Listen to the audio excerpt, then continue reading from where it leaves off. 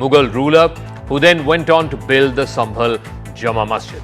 The AIMIM, which is Mr. Owaisi's party, had moved an urgent plea before the Supreme Court, saying that after Ayodhya, you cannot start digging up thousands of mosques across the country, claiming that there was a temple there once upon a time. But Hindu groups argue that this is a civilizational reclamation project, and this is something that cannot necessarily be regulated by law. It is fundamental to the Bharatiya ethos. That's their contention. The law is very clear that Ayodhya was an exception, that all monuments where a certain religious practice has been in existence for a number of years is protected by the Places of Worship Act 1991. Ayodhya, like I said, was an exception. But there are also Archaeological Survey of India regulated structures or monitored structures which are exempt from Places of Worship Act, like for example the Sambhal Mosque. Now the question is someone trying to deliberately stoke passions by getting these court orders in their favor and then asking for a survey? And we've seen the kind of violence that we saw in Sambhal for a few days. But the bigger question is, who is actually speaking the Sambhal truth? Will we ever get to know the real Sambhal truth?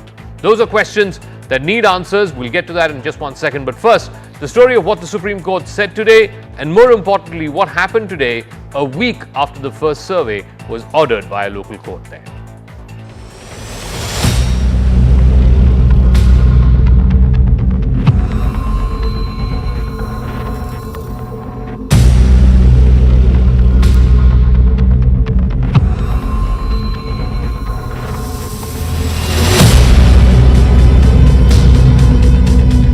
Court had expressed its concern over peace and harmony to be maintained in the region. जब तक वो appeal की सुनवाई नहीं होगी high court में, तब तक निचली अदालत में सिविल जज की कोर्ट में संभल में जो सूट है वो आगे प्रोसीड नहीं करेगा, वो स्टे हो गया, स्टे ऑफ प्रोसीडिंग हो गया.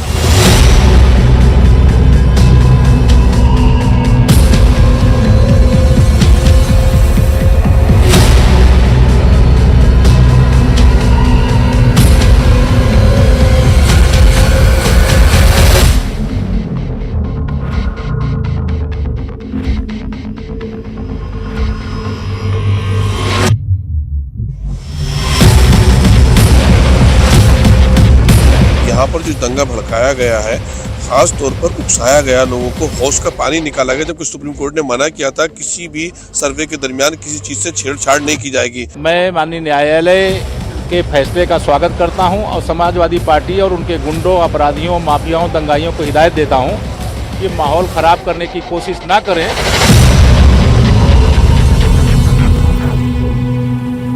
All right, will the Sambhal truth emerge? That's the big question tonight on Brass Tacks. Anila Singh is spokesperson of the BJP, Mahima Singh, spokesperson of the Congress Party, Faizan Kidwai, spokesperson of the Samajwadi Party, and Raghav Avasthi, RSS thinker and Supreme Court lawyer, will be joining us in a moment.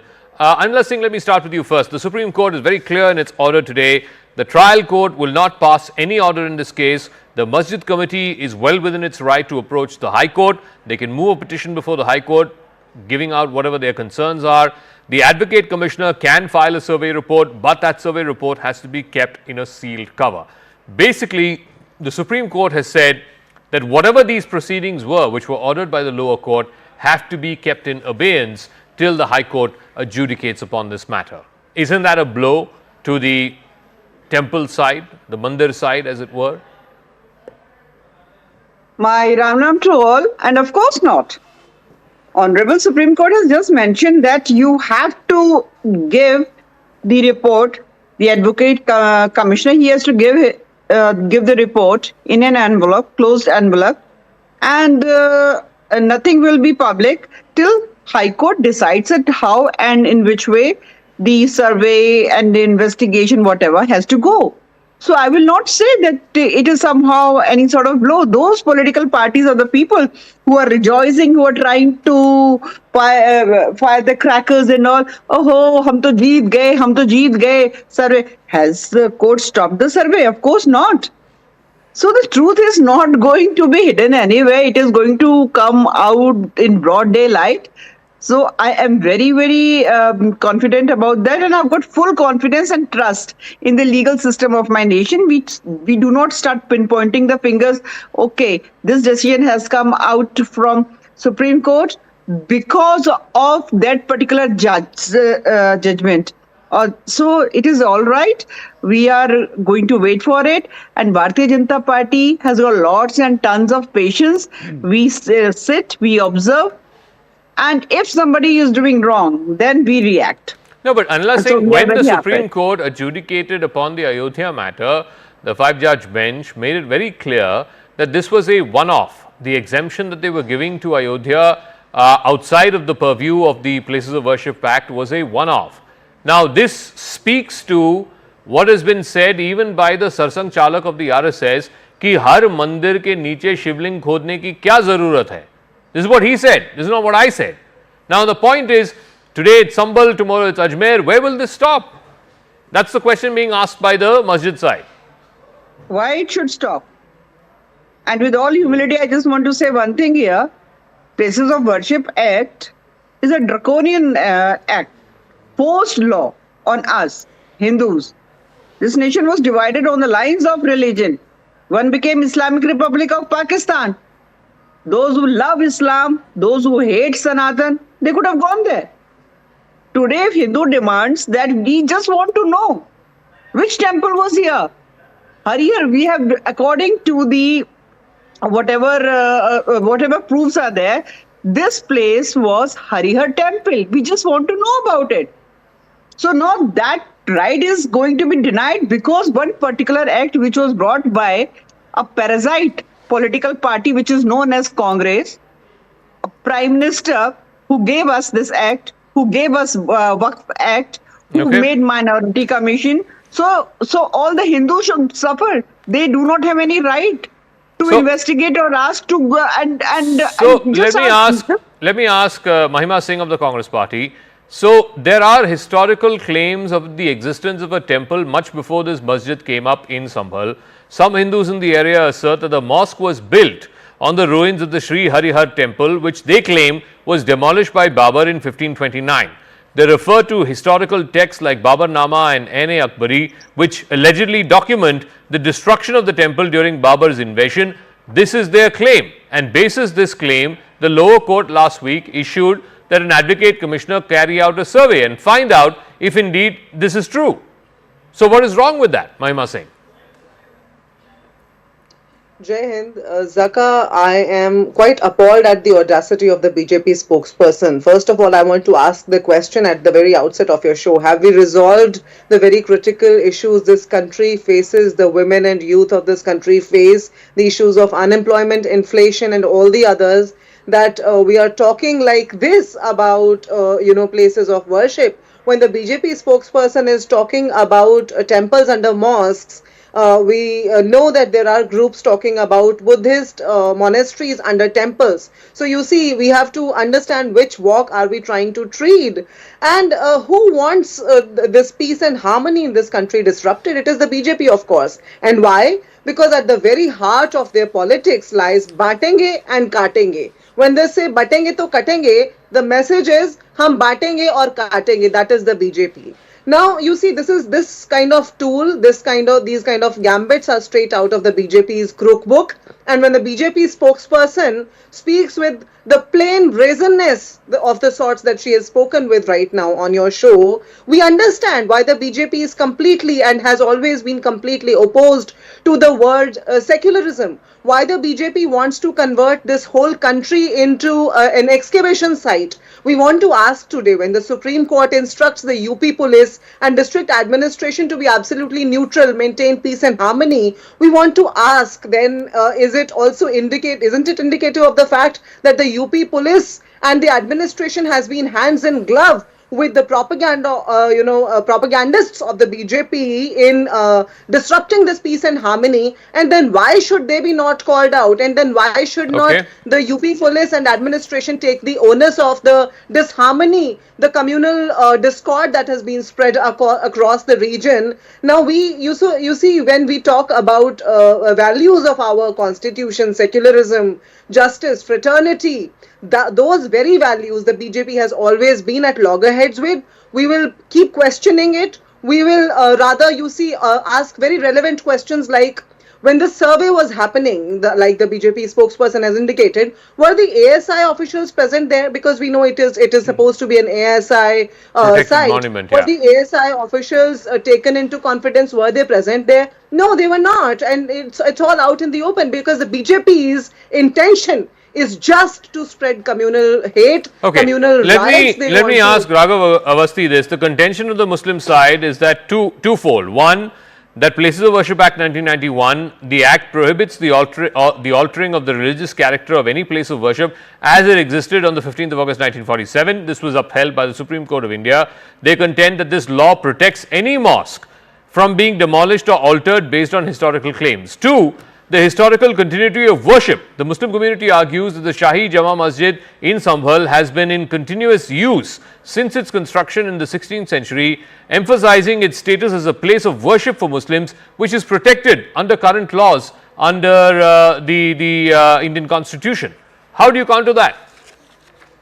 I think as far as the Places of Worship Act is concerned, we need to keep in mind that there is a proviso which is very clear that this Act per se does not apply to any sites of historical importance as indicated by the Archaeological Survey of India. So it's my considered opinion as a lawyer who recently was almost designated as a senior counsel by the Delhi High Court that the Places of Worship Act does not apply to Sambhal. That is the first point. The second point that we need to somehow understand is that the Supreme Court's order is a boilerplate status quo order. It does not adjudicate upon the rights of any parties. It does not say anything on merits. All that it says, first of all, I think the most important import of the order is that it says that approaching the Supreme Court in the first instance is incorrect and that the petitioners should have gone to the High Court. Basically, now the ball is in the court of the Allahabad High Court. Whatever the Allahabad High Court says or does will, of course, have to be implemented. Politically, I really do believe that the Congress has tied itself up in some sort of knots by constantly denying any victimization of Hindus that has taken place in the subcontinent for over the last 300 or 400 years. They have eroded their own political capital, and this is one of the reasons why they have stopped winning elections almost on a regular basis. So these are a few things that need to be kept in mind. And I will repeat here, the Places of Worship Act does not apply to any sites of historical importance. And secondly, any reference made to that act in the Ayodhya judgment also qualifies as obiter, because the constitutional validity of that act was not part of the list before the Supreme Court or the Allahabad High Court in that case. And hence, whatever the Supreme Court has said in that judgment is not binding. It's just the opinion of those judges. So there is a difference between obiter dicta, which are observations that are not pertinent to the facts of the case in hand, and ratio decidendi, which is what is binding upon benches of co-equal or lesser. Let me ask Mr. Kidwai, there are two parts. One is what Raghav said, that this is an ASI protected monument, therefore not covered under the Places of Worship Act 1991. Two, the proponents of Hindutva who say that this was actually a temple, Har Har Mahadev temple, that was demolished by Babur in 5029, and then subsequently this Shahi Jama Masjid was built, also point to an 1875 report by the British archaeologist A.C.L. Carlyle, which suggested that the mosque's architectural features resembled those of ancient Hindu temples. That particular report also noted that some pillars which were uncovered displayed typical red sandstone characteristics associated with Hindu temple architecture. They also claim that there was an inscription inside the mosque which is attributed to Babur is a forgery, that they argue that this inscription was used to legitimize Muslim claims over the site, while they believe that this was an original Hindu inscription that exists on the reverse side. Now, how do you counter both of these? First of all, good evening, Zaka. Good evening to you and to the fellow panelists. See, Zaka, the right-wingers, many a time they talk about Babarnama and the ASI report. So, to start with, Babarnama lacks corroborative evidence to prove its authenticity. That's point one. As far as ASI report is concerned, yes, it spoke about architectural similarities, but even the ASI report said it raised doubts about the authenticity of inscriptions, which would link it to a Babur era mosque. So these are 2 points which should be kept in mind. And it was also pointed out in certain reports that there could have been a forgery done in this case to just link it to the Babur era. These are the two very important points which should be kept in mind. Now, as far as similarities are concerned, Zaka, see, the Indian subcontinent shares a common history, a common tradition. And we know that during the Muslim rule, there were a lot of artisans, architects, and even poets who were given patronage by the Muslim rulers. So many of them could have been employed in construction of such mosques or temples. That's why if you see the mosques or specifically if you see the temples down south, they look very different to the temples which look in the northern part of India, especially Uttar Pradesh. I have seen temples which have a dome, which is just exactly like a mosque. So should I go and say this is a mosque illegally taken by Hindus and kindly return it back to me? No, because as I said, we have shared a common history. And then apart from this, it should also be remembered that a lot of people who might have converted from Hinduism to Islam, they would want to retain that emotional connect with the religion of their ancestors. So they might have put certain figures or certain objects which would remind them of what their ancestors used to believe in. Who knows what happened so many years back? But now today, if you are, as Mr. Bhagwat, as Anila Singh was pointing out, that it's a draconian law, I will get rid of this. See, this is the double speak of Bharatiya Janata Party and RSS. Mr. Bhagwat says, why do you want to look for a shivling everywhere?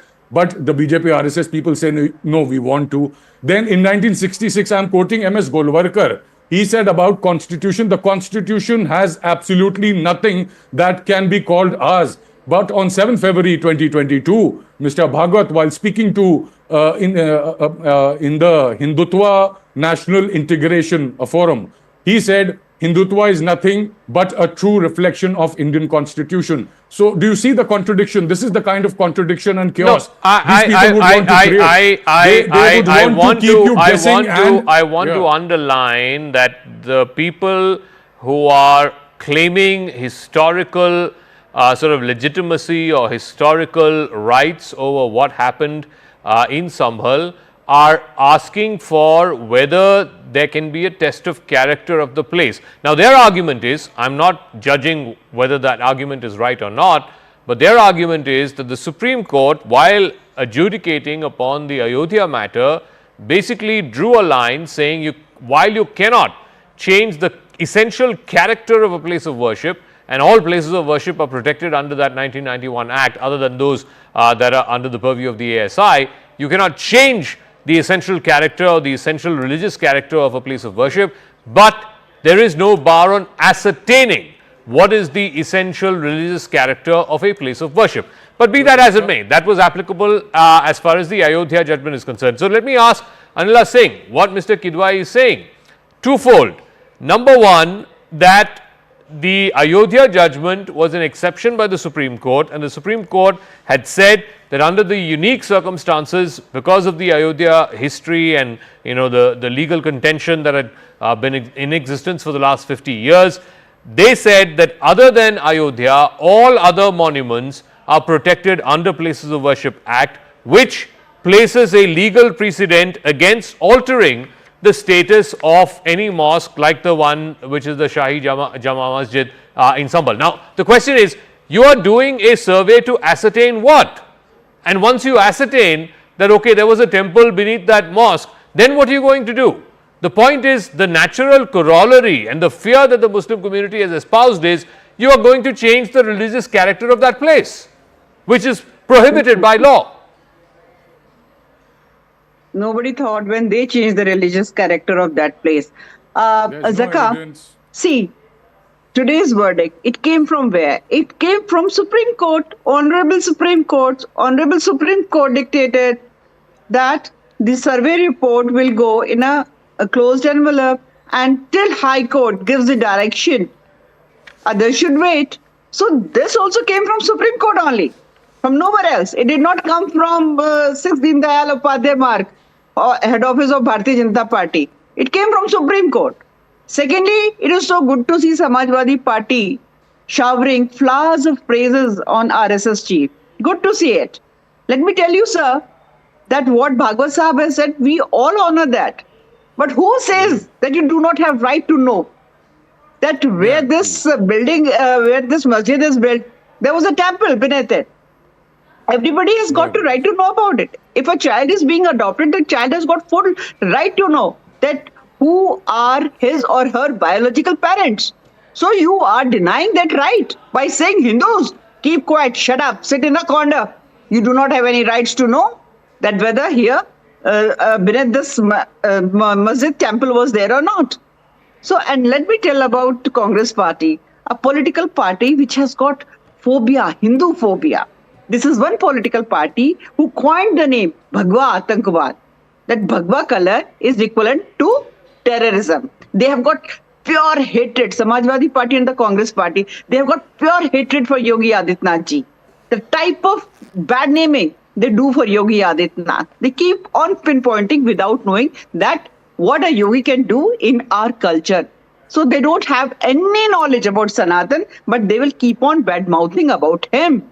Because if anybody raises a voice for the majority population living in this nation, they have to point, they have to target that person. I have to tell you one thing here. The history which Congress party has in our nation, we must know. I will tell you few points here. This is the same political party. This is the same political party in which the leaders said Hindu is a bad name. They said, Shivraj Patil, he said, Bhagwan Shri Krishna taught that what jihad is. Their leader says, that Parashuram was a rapist. No, but Anila जी ये तो बता दीजिए ना कि हर मस्जिद के नीचे खुदाई करने की क्या जरूरत है? That was not said by some Congress leader. That was said by your sarsang chalak. This is what I am saying. That if as a Hindu, somebody like tomorrow, if Mr. Avasti, he says, it is my right and I want to know that beneath this masjid, was there a mandir? My Granths tell me, my Purans tell me.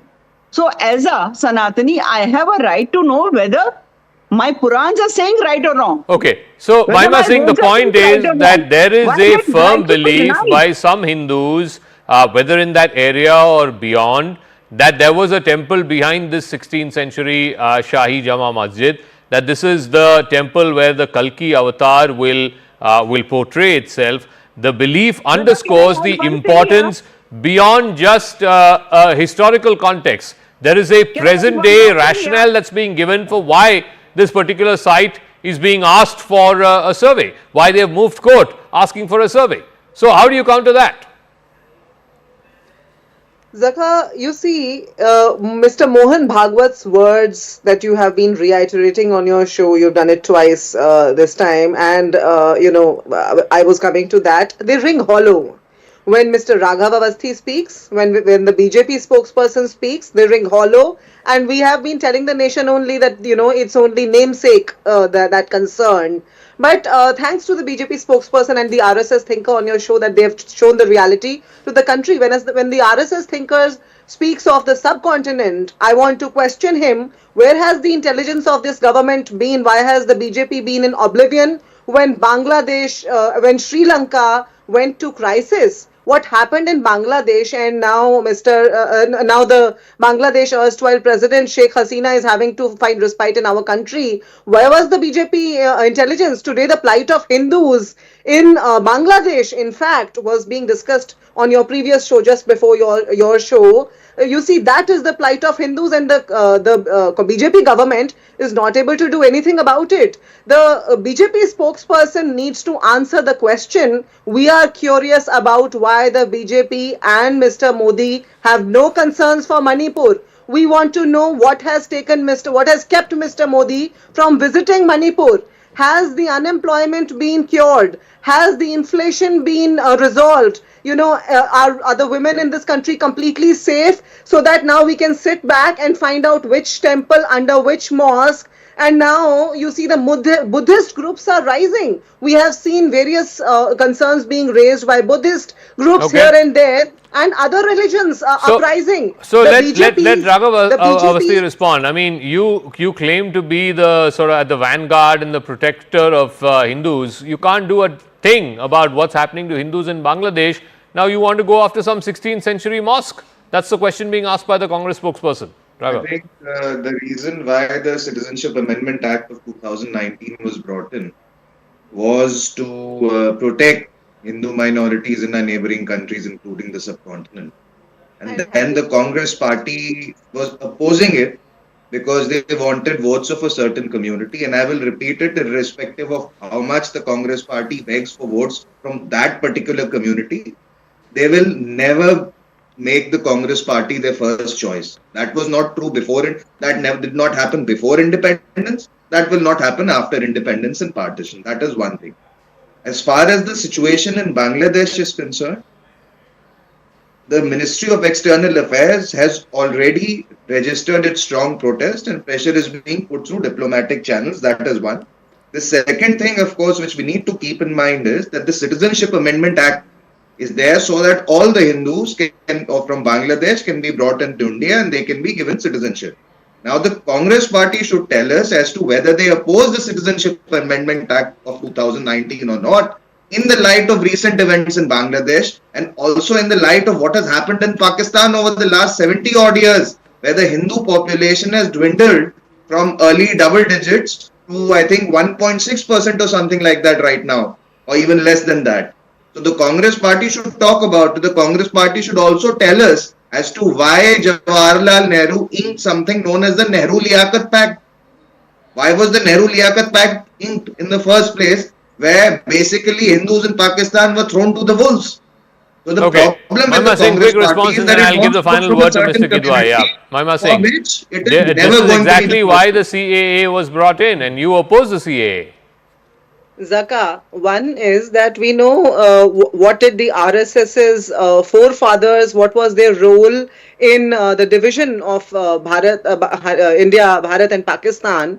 Now you see when the BJP spokesperson and the RSS thinker sort of resonate in their tone and tenor, I want to in fact point out to the Prime Minister's statements across various parts of the country recently in Jharkhand, when they have been calling Bangladeshis intruders and stuff like that, shirking off their own responsibility, not being able to answer where are these intruders coming from, because on the borders, it is the borders are government controlled. The borders are army controlled, which reports to the government of the day, and that is the BJP for the last 10 years. So you see the BJP and the RSS also needs to clear its position on whether they want to call our neighboring people intruders in our own country, or are they trying to provide protection to them? Mr. Kidwai, following the Supreme Court's judgment, the 5-judge constitutional bench judgment on the Ayodhya matter, there is a section within the Hindus who are arguing that since the court did not put any bar on a survey to ascertain the character of a religious place,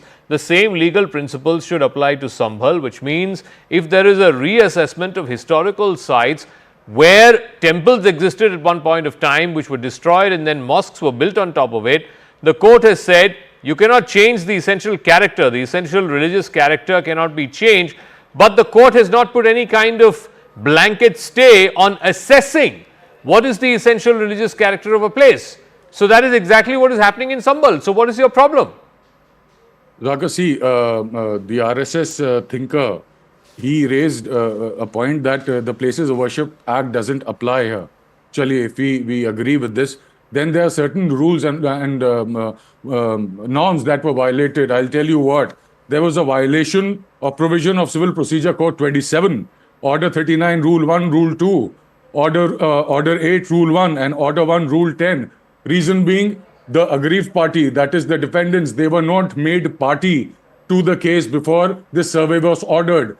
They were not informed in advance, they were not taken into consideration. They should have been part of the case before the lower courts gave this permission. That's the reason the Honorable Supreme Court today said that, and it has kind of reiterated what the opposition was pointing out, that a lot of laws and rules were flouted. So that's the reason a stay has been put. Further, I would want to tell the BJP spokesperson, Madam, you should be really concerned because the Honorable Supreme Court has raised serious concerns and even questioned the Yogi government. It spoke about the lackadaisical approach of the UP police under the Yogi government in maintaining law and order in Uttar Pradesh. I'm going to leave it at that. I'm going to leave it at that. I'm completely out of time. But thank you very much, Mr. Kidwai, Mahima Singh, Anila Singh, and Raghav Awasthi for joining us. But look, one thing is very clear.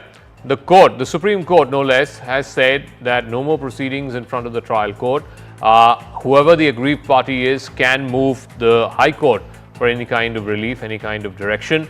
We will see as and when they move the High Court, if at all the High Court gives them any kind of relief. But let's focus now on the other big story, which is less than a month and a half or so to go before Donald Trump returns to the White House before his inauguration as the 47th President of the United States. He's already laid out his future plans, whether it is border security, immigration, whether it is dealing with China, tariffs, etc. The sweeping policy changes, are they in store, and what does that mean for India, for the world?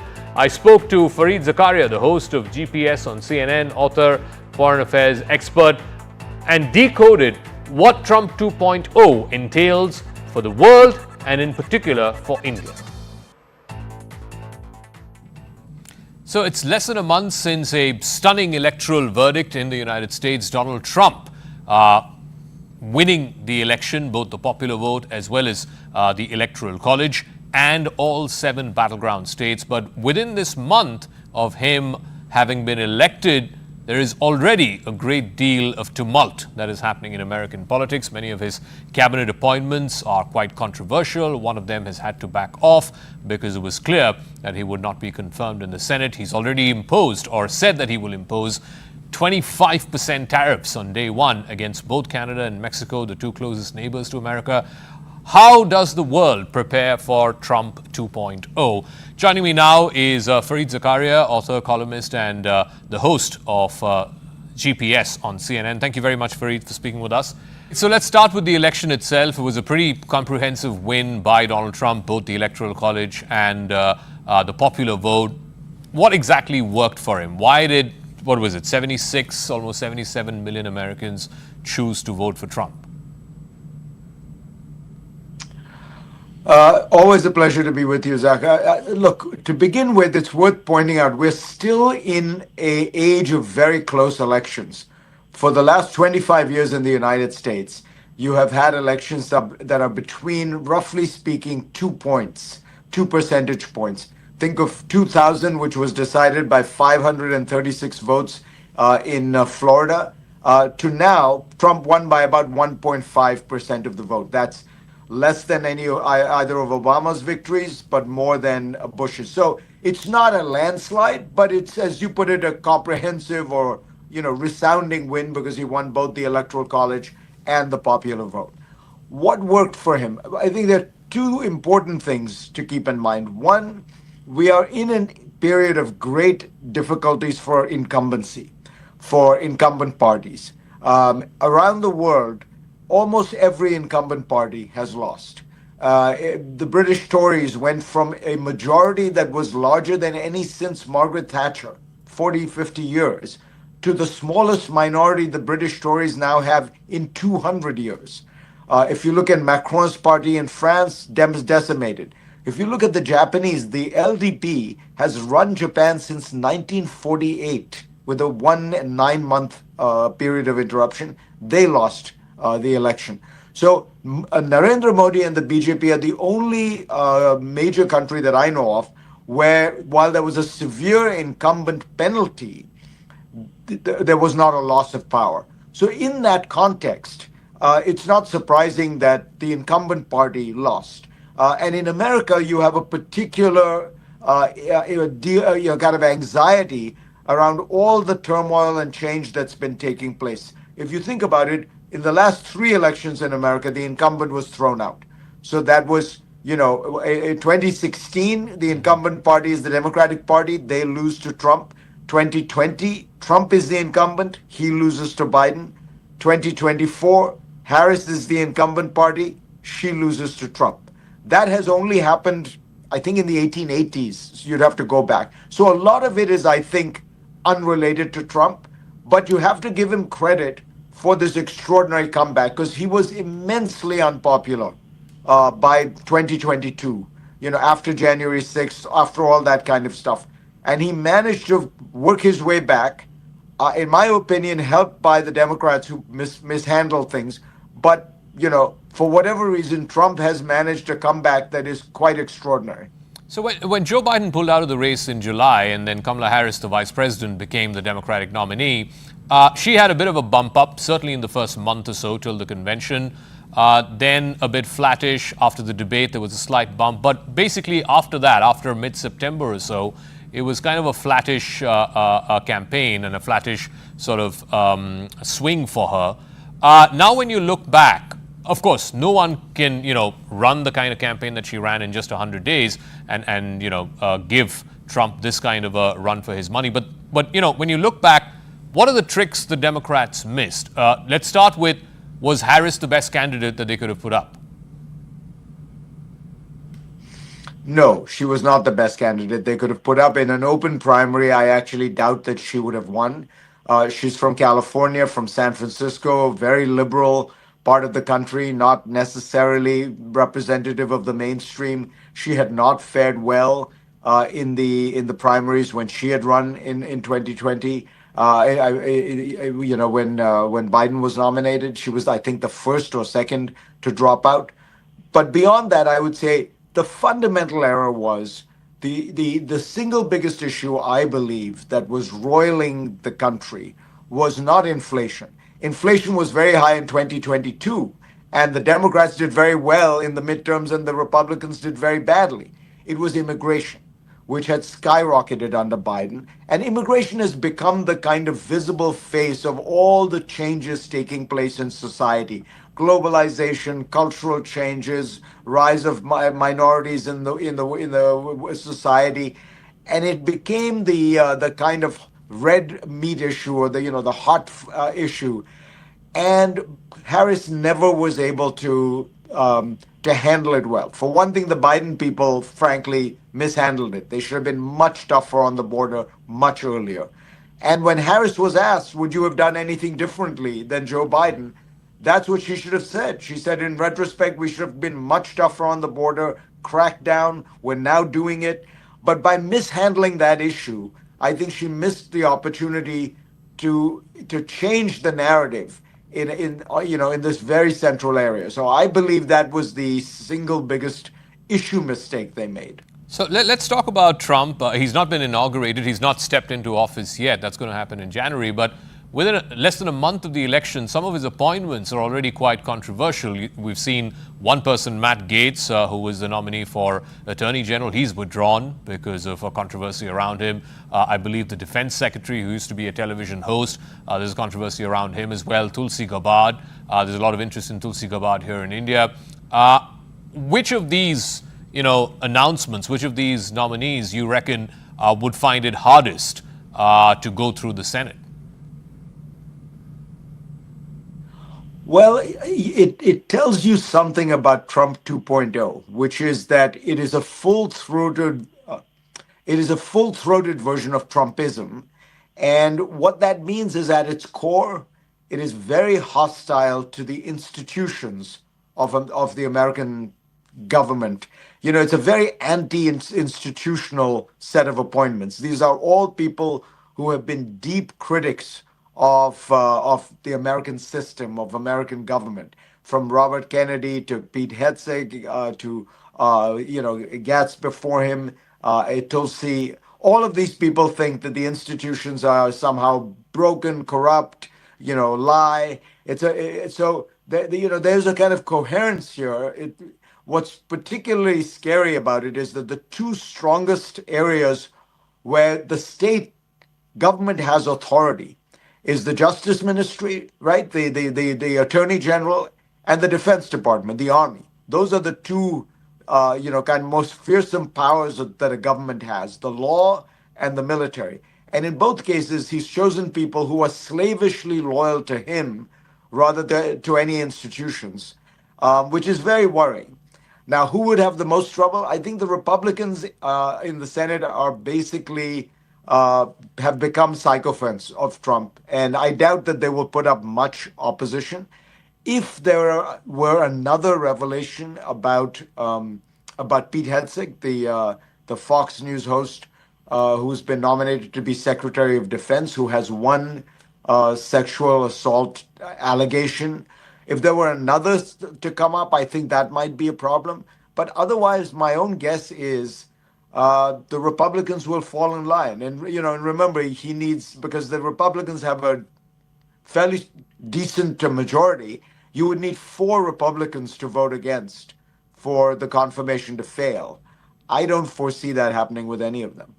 Already he's sort of set the cat amongst the pigeons with the announcement a couple of days back that he's going to impose 25% tariffs on 2 of America's closest neighbors, Canada and Mexico. He wants them to fix the fentanyl problem. He wants them to fix the immigration problem, and also a 10% tariff additionally on China. How is this all going to play out? I mean, are we going to now see trade wars, tariff wars? Are these countries going to reciprocate? Well, it's deeply disturbing because it's kind of it's a very bizarre policy announcement, because not only is it very high tariffs being slapped on these 2 countries, they're being slapped on these countries for not because of trade unfairness, which is the typical and legal mechanism you can use, right? Like there's a trade dispute. The Mexicans are, doing something in their trade policy. They're taking unfair advantage of trade, and so you put tariffs on. That is what is allowed under the framework of the trade rules in the world. This is about not dealing with, not helping the United States deal with an American domestic problem, which is fentanyl use and all the problems that it produces, which is a terrible problem. But when the richest country in the world has a demand for a product, it is going to get through. Trump, as a businessman, should understand where there is massive demand, there is going to be supply. And the Mexicans have actually tried in many ways to stop it. They lack the capacity more than they lack the intention to do it. It's also worth pointing out that this is in complete violation of the renegotiated NAFTA that Trump hailed as the greatest trade deal ever in his first term. You remember, he took NAFTA, he criticized it, then he renegotiated it. Well, under the renegotiated NAFTA, you can't arbitrarily put tariffs on until the whole deal gets renegotiated in 2026. Until then, you can't do any of this. So it's a violation of, in a sense, the kind of the word of the United States, which is that we are bound by these rules, which Trump himself negotiated the last time he was president. So let's hope it's rhetoric meant to get the attention of Mexico more than anything. I mean, Canada is not actually part of the fentanyl problem, but it's very Trump-like. It's performance, it's theater. Presumably, what the actual policy will be something more muted and more modest. I want to go back to your first answer, and you were referencing this in the context of why Trump won, and you said how difficult it was for incumbents, and you talked about the Modi government and the verdict in 2024. In the summer of 2024, the general election, of course, he retained power, but albeit with a diminished majority. Now with these 2 provincial elections, the state elections, one of which is Maharashtra, the richest state, and I believe your family is from there, having won these 2 provincial elections quite comprehensively, do you reckon Mr. Modi has sort of clawed back some of the narrative? Because the narrative in June was, his graph is on the decline, this is the 3rd term, probably going to be the last one, and he's never going to see the kind of powers, the kind of absolute majority that he saw in the first 2 terms. Do you reckon that has changed somewhat? Modi is a great politician. He is he clearly learned a lesson from the loss in the parliamentary elections. I think he determined that he was going to kind of try to make sure it didn't happen again. The BJP is also superbly organized and, from my understanding, outspent the opposition alliance by at least 10-1 is what I heard. And I was in Bombay last week. But I think it's also worth noting that in India, what I think we are returning to is more regional elections. This is, was mostly the pattern pre-Modi for 25 years. In Maharashtra, it's a very specific set of circumstances that I think allowed the BJP government to win. Modi didn't himself campaign very much there.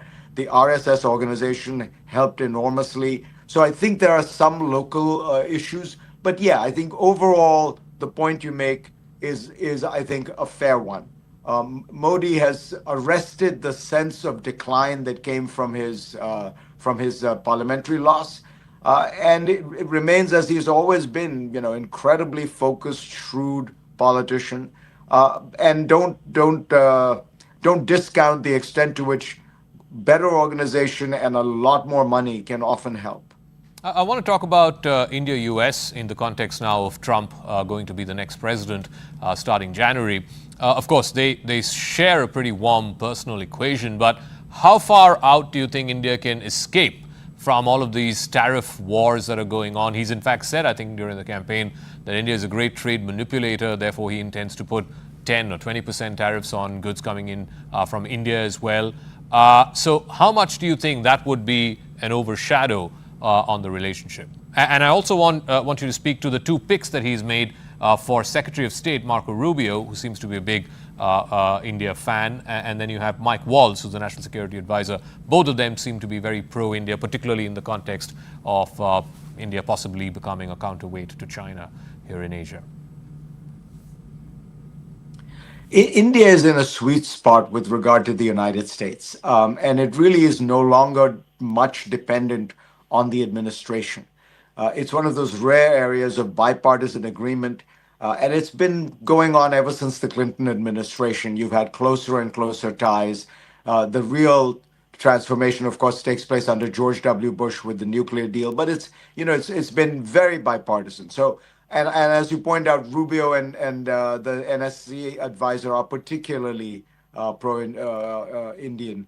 So I don't suspect there will be that much change in that sense. There will be the continuing effort to work more and more closely with India. The reluctant party has always been India more than the US for the last at least 15 years. India has wanted to maintain its ties with Russia, has wanted to maintain ties with Iran, things like that. And we can get into whether those are right or wrong. But my point is, from the US side, it's an open door. The one issue is the one you point to. Trump is a protectionist. He's always been a protectionist, and he's a protectionist about everyone, about the Europeans, about the Chinese, about the Canadians, about the Mexicans. And in that context, he will, I think, at some point set his sights on India. It's not a huge market for the US, so maybe it won't be a particular focus of his. But look, I think there is a possible upside here for India. India is much too protectionist. It has very high tariff barriers. These basically unfairly protect certain Indian big business houses from competition. That's largely why they are in place.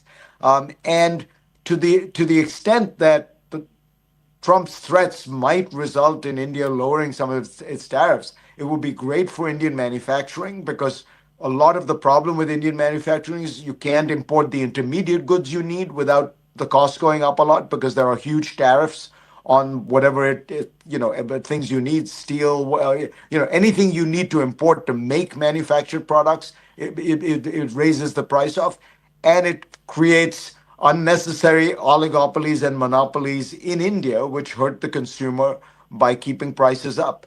So it would be a good thing for India if handled properly, if you could negotiate some kind of a bilateral deal, because India is probably the most protectionist large economy in the world.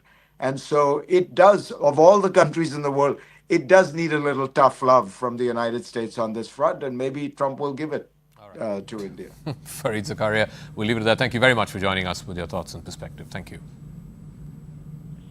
Always a pleasure.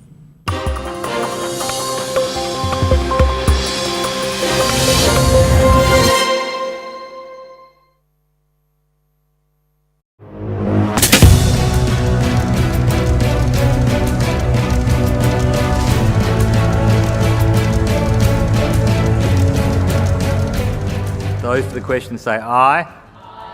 Against, no. I think the ayes have it. Social media will soon be banned for under 16-year-olds in Australia after a new law sets a benchmark with one of the world's toughest regulations targeting big tech. It forces tech giants from Instagram and Facebook owner Meta to TikTok to stop minors logging in or face fines of up to $32 million. We know there is widespread concern and evidence about the severe mental health impact of social media on children. We've seen a parliamentary inquiry this year heard evidence from parents of children who self-harmed due to social media bullying. Domestic media backed the ban, led by Rupert Murdoch's News Corp. I'll quickly pull it up. 16-year-old user Eni Lam acknowledges its potential harm, but says it is deeply ingrained in society and the law will force young people to more dangerous parts of the internet. With such a clear-cut ban, I believe that it will only create a generation of young people who will be more technologically literate in bypassing these walls. The ban also faced opposition from privacy advocates and some child rights groups, but 77% of the population wanted it, according to latest polls. Speaking on behalf of social media platforms, Australia's Digital Industry Group Managing Director Sunita Bose said the bill was rushed through Parliament. In some ways it's cart before horse because we have the bill, but we don't have guidance from the Australian government around what are the right methods that a whole host of services subject to this law will need to employ. In submissions, Google and Meta said the ban should be delayed until an age verification trial finishes, expected in mid-2025. The country will be watched as a test case, as a growing number of governments look to implement similar legislation. Today I can announce that the ban, considered a political win for Prime Minister Anthony Albanese, could strain Australia's relationship with key ally the United States. Come here. Ex-owner Elon Musk, a central figure in President-elect Donald Trump's administration, said in a post this month it seemed a backdoor way to control access to the internet by all Australians. Australia has also made social media platforms pay media outlets royalties for sharing their content, and now plans to threaten them with fines for failing to stamp out scams. And I feel like people under the age of 16 right now wouldn't know how to live without their phones and social media. It'd be a really hard change for them. I think it's good to have some sort of limitations for younger kids because there's a lot of stuff online which is quite dangerous and scary for young kids to see. Somos una generación. We are a generation that is called technological for a reason, because social media are part of our lives. I think that we should find another solution rather than prohibit social media. Otra forma que no sea prohibiendo las redes sociales. Penso sia difficile, ma penso che sarebbe ottimo. I think it's difficult but great. It's an initiative that makes a lot of sense in Australia, and one that we should bring here to save the next generation from a filter like social media that filters life and doesn't allow you to be completely yourself. Completamente se stessi.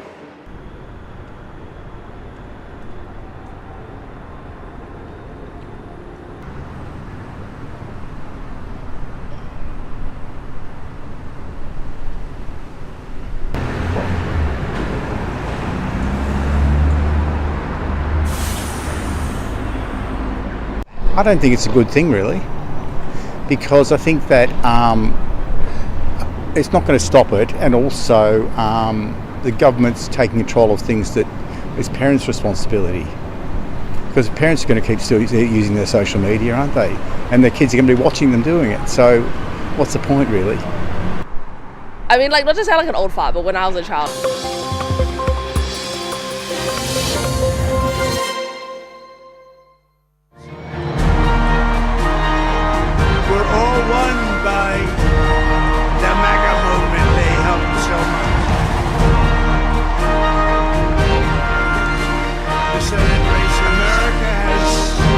Given us an unprecedented.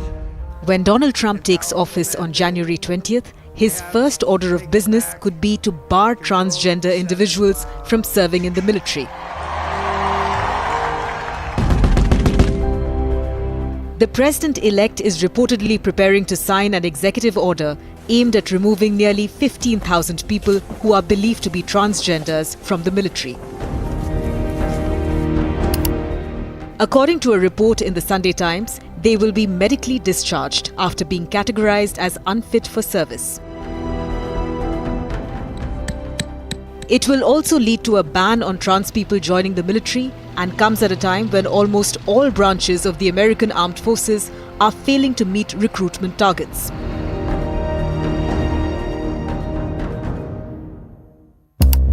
Under the Obama administration, policies were revised to allow troops to serve openly as transgender individuals. In his first term, Trump banned transgender individuals from joining the military but allowed those already serving to remain. The White House had justified the policy by stating that retaining service members with a history of gender dysphoria or those requiring significant medical care posed considerable risk to military effectiveness and lethality.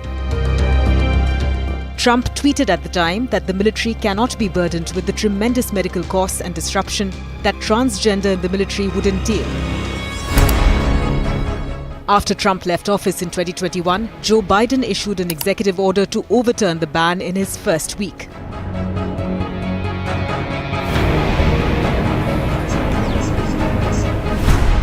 Now the new order might lead to the total removal of transgender individuals from across the service, regardless of their age, their health, service or other concerns.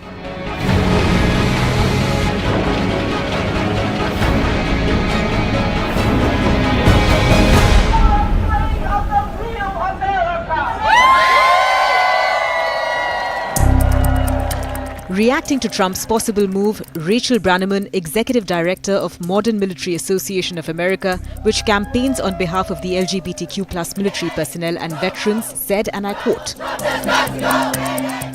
"Abruptly discharging 15,000+ service members, especially given that the military's recruiting targets fell short by 41,000 recruits last year, adds administrative burdens to war-fighting units, harms unit cohesion, and aggravates critical skill gaps."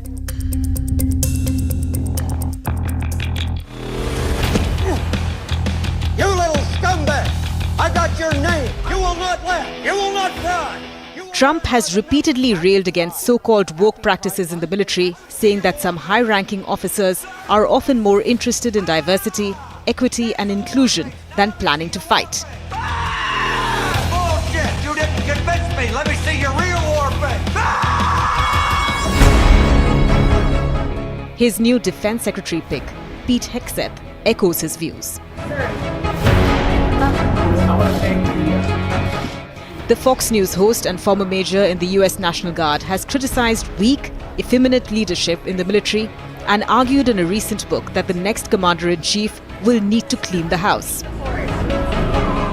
He has also said that medical care for transgender personnel is an extravagance and that the Pentagon cannot afford. Adding that focusing on the issues that affect only a small number of people in the military is an example of trans lunacy.